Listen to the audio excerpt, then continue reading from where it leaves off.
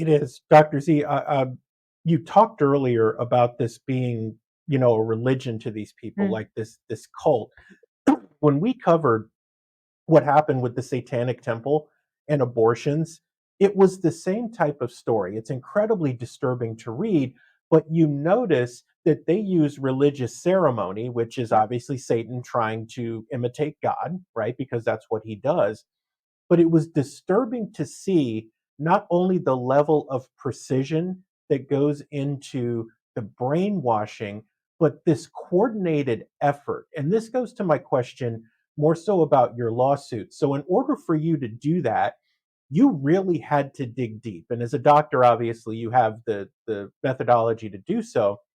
But in doing that, you kind of had to live through what that experience is like for a young person.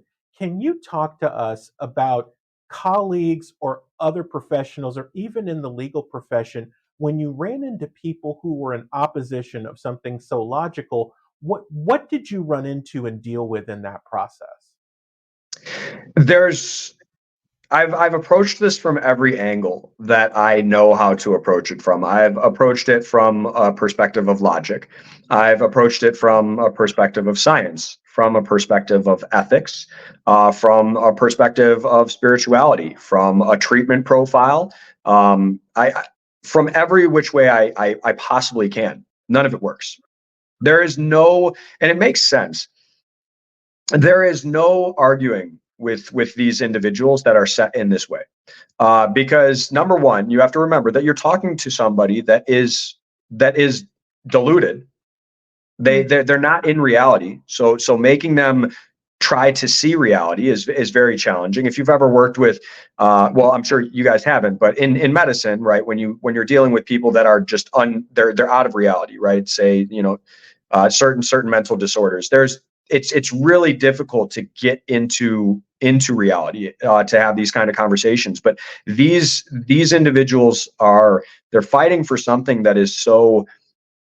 I can't put my finger on it. It's difficult. There's nothing you can say. Let's just put it that way. You can argue until you're blue in the face.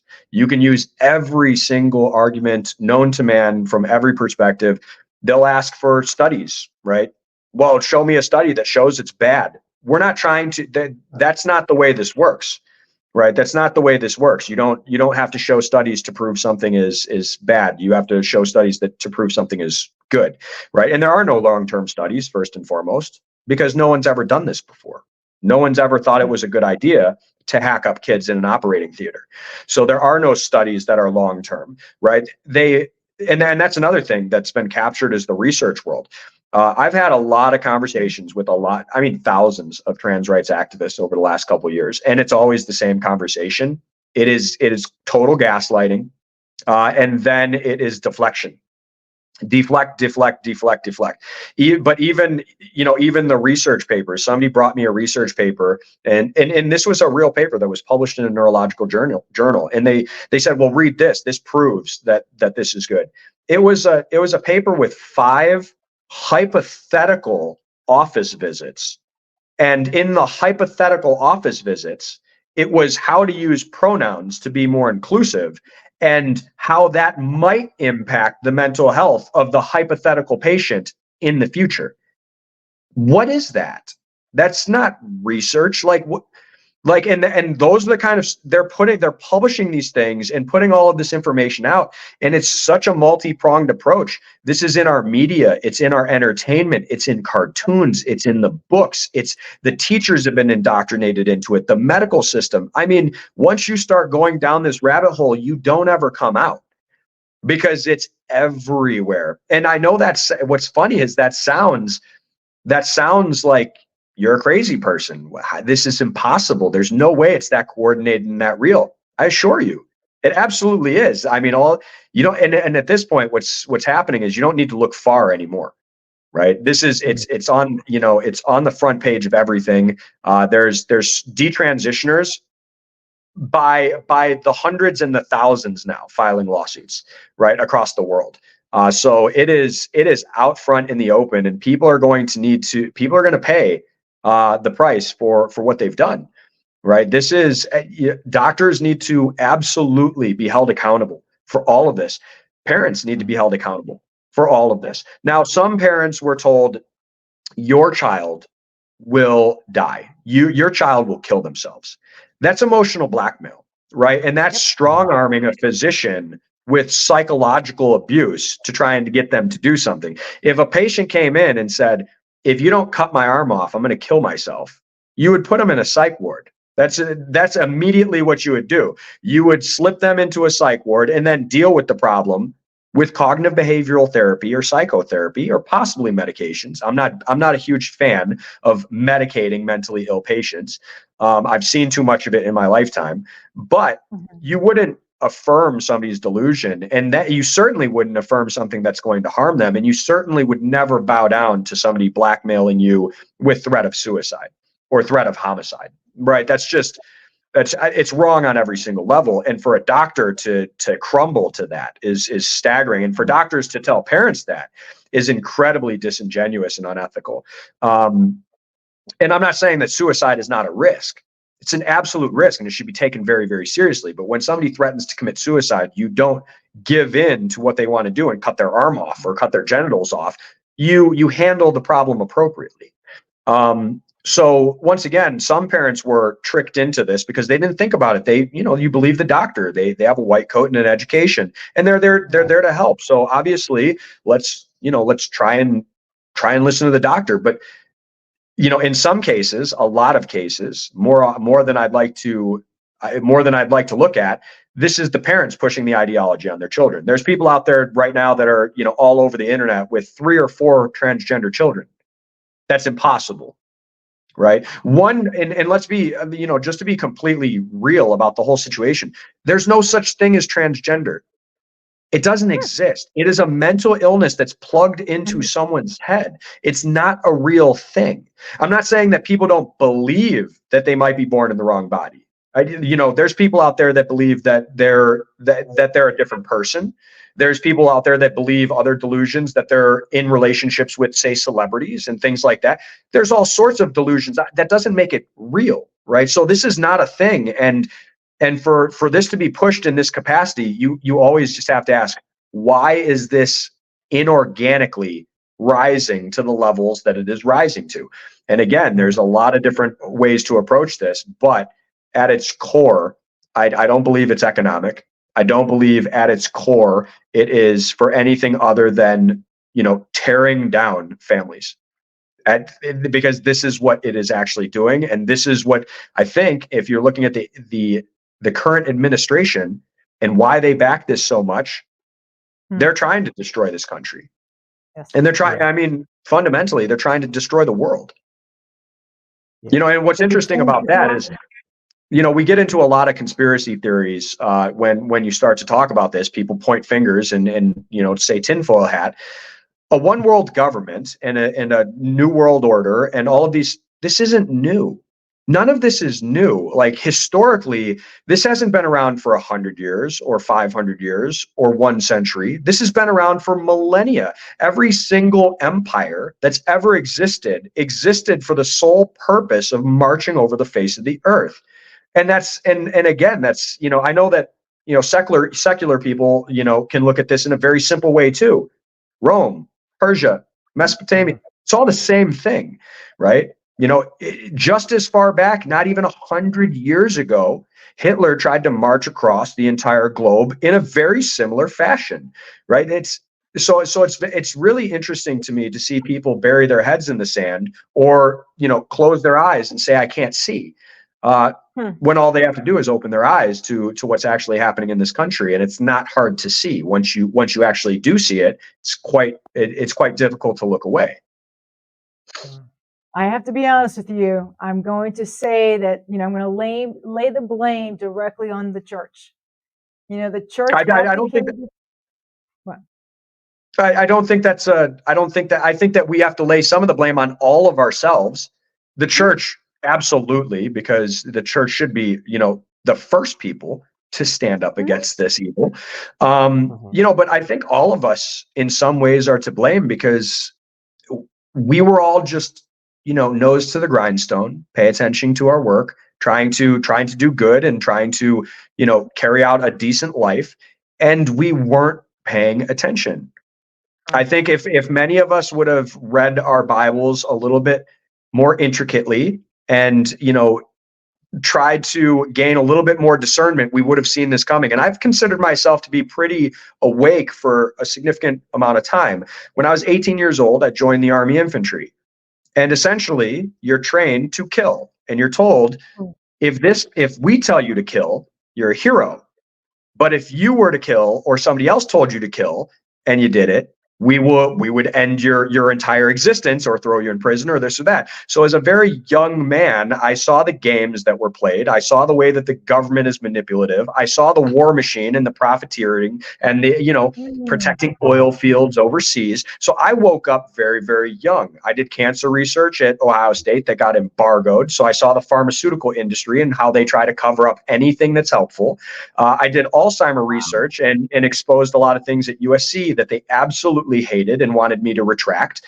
So I've been on the wagon of awake for a long time. But what happened in 2019 and forwards is unbelievable. The ingenuity of the background. If we could talk about the research behind COVID, and we could talk about this entire transgender movement and how these moving pieces align, it is incredible how people pulled this off. I say this constantly. World War III was planned for a very long time, but it started in 2019. People are not aware, like, it's information, it's technology, it's dissolution of any patriotism, of any nationalism.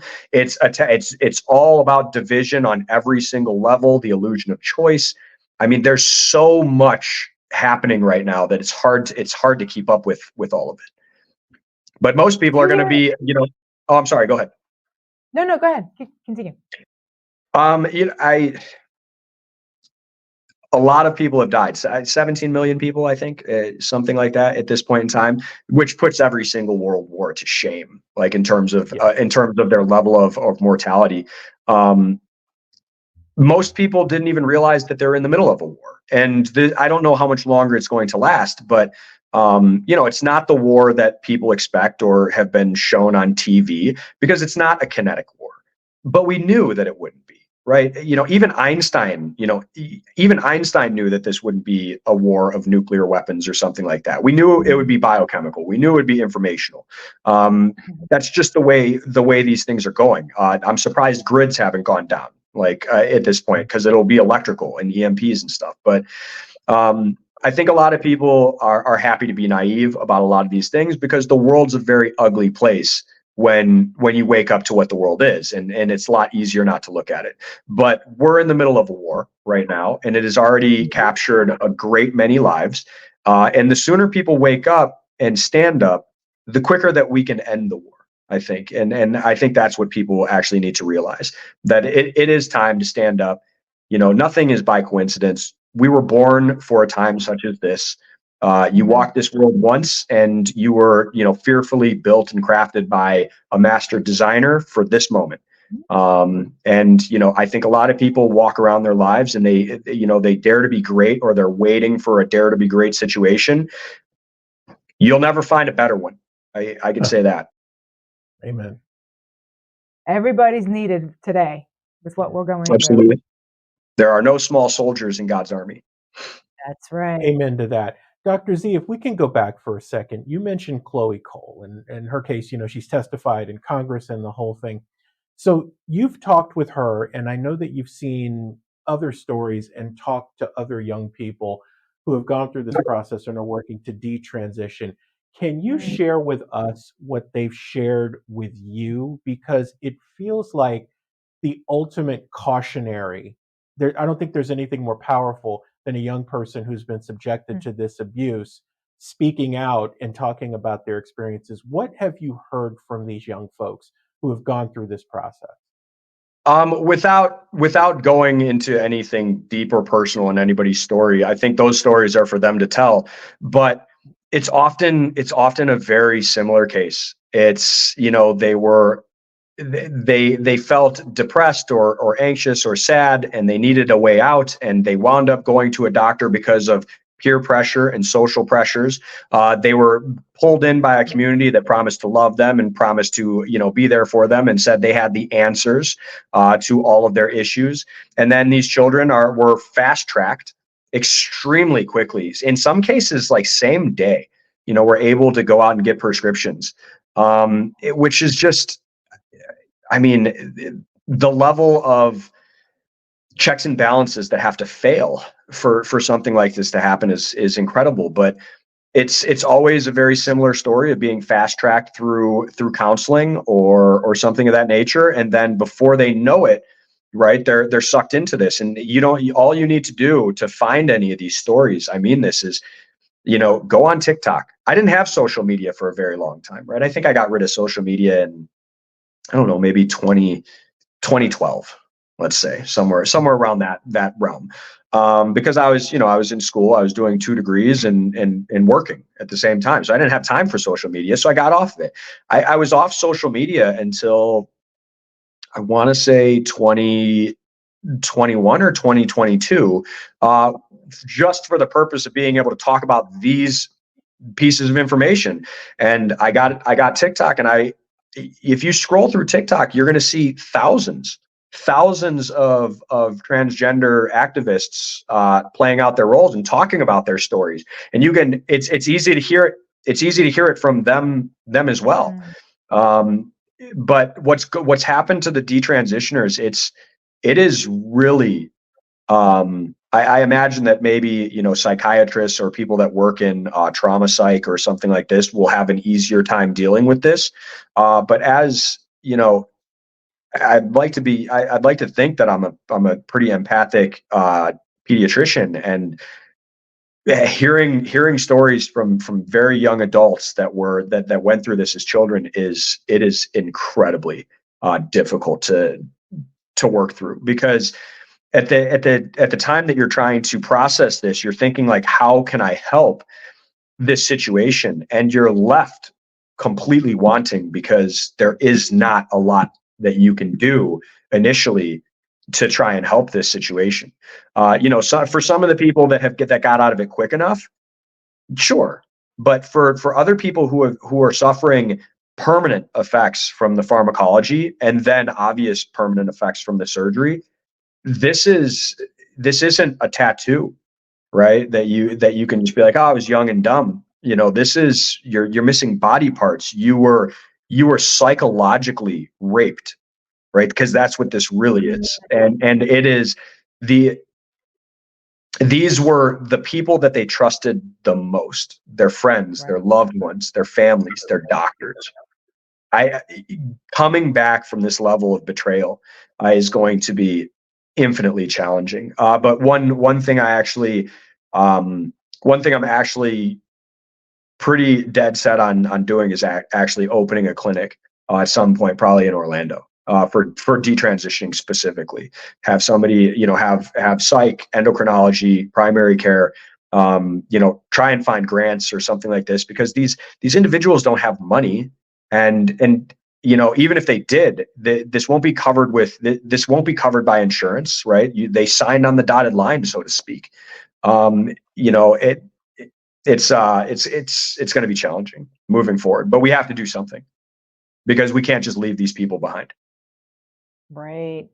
Well, I really appreciate you wanting to open up the clinic in our backyard, because I can tell you that we've got hospitals here that are actually doing the transition, within a couple of miles of the first one. And when I found out that it was happening literally in my backyard, all I kept thinking was, oh my gosh, like, how do we get the word out? Because it's incredibly sophisticated the way they're able to hide this, right? I was a pediatrician in New York City, and I didn't know this was happening. I mean, how did I miss, how was I completely shielded from this? And it's not like I wasn't paying attention to what we do. I was never placed in endo clinic. Interesting. There were lectures at my hospital where they gave lectures on transgender cases and how New Jersey, it's illegal, but New York, it's not. So New Jersey kids can come to New York without their parents and get puberty blockers. I was never in any of those lectures ever. So it's almost like they knew. It's almost like they knew who not to talk to these things about, Right. and who to just say. You know, I had leadership that would tell me, you can't talk about that. I said, what do you mean you can't talk about that? Like Wow. like people get really upset about this. Like you can't talk. So there were, let's put it this way, entire hospital networks, nobody's speaking up. They're just going with the flow. One colleague told me, I said, dude, what the hell? Why don't you ever talk about this, man? You're a father. And he said, well, I don't want them to call me like a Nazi or something, or a bigot. Like, and I don't want to lose my job. Keeping your job is more important than children's lives. I don't think so. I just don't think so. I mean, I would, I will hand back my title, my degree, they can keep it if they want it. If that's what medicine has gone to, I won't be a part of it anymore. It's as simple as that. Wow. Dr. Z, you brought up something a moment ago here before we wrap up. I think it's an important description. When you talked about what the young people shared about this process of bringing them in, the other place that something like that happens is gang initiation. And I don't want that to be lost on someone watching this. What you've just heard is the nothing new under the sun. They're using the same methods to destroy young people all around you, and you have to be aware of the signs. And so, with that, Dr. Z, the last two components here. Number one, what can people do, and then number two will be how people can get in touch with you and support you and stuff like that. So let's start with number one. So what people can do is speak. Speak out. There's, people are afraid to talk about these topics because they don't know about psychology or neurology or biology, and they don't know what kind of speak out. These are basic common sense ideas. You don't need any scientific background to have an opinion in the first place on anything. And so the first thing I would say is be vocal, speak out, and protect your children at all costs, because this happens quickly and it is incredibly pervasive, and it comes from multiple angles, right? So I would say contact, and if you have children in school, talk to your schools, start asking questions, right? You need to ask your teachers, what is my child learning? Direct questions. Are you teaching about this LGBTQ nonsense? Ask your doctors, do you support the pharmacological castration, surgical butchery of children, also known as gender affirming care? Start asking direct questions. Don't beat around the bush. Your doctor works for you. The teacher works for you. Your police work for you. Your government works for you. How this has become lost in a society is absolutely atrocious, right? This country does not look like this, and I won't go too far into that. That's a whole nother spiel. But yes, speak out and be vocal, because at the end of the day, we have to protect our children, because Amen. they are the most vulnerable, innocent population in the world. So if we can't protect them, a society is measured by how it treats its elderly and how it treats its children, and we are failing on both in extreme fashion. So, Doc, how can people find you? How can they support your work? What do you need for people to do to help you?